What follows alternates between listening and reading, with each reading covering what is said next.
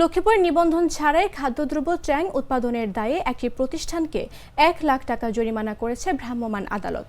রোববার সদর উপজেলার তেওয়ারীগঞ্জ ইউনিয়নের মৌলভীহাটে এ অভিযান পরিচালনা করা হয়।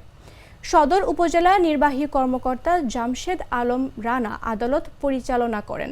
এ সময় তিনি বলেন, রমজান মাসকে ঘিরে ভেজাল পণ্যের বিরুদ্ধে অভিযান পরিচালনা করা হচ্ছে। জনস্বার্থে অভিযান অব্যাহত থাকবে বলেও জানান তিনি।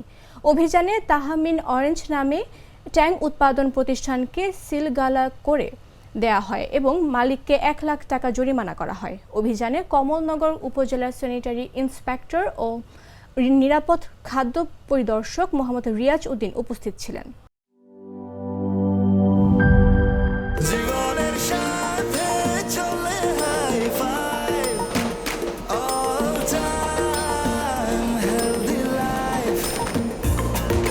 জার্নিতে স্বাস্থ্যকর all time family cake, all time healthy life.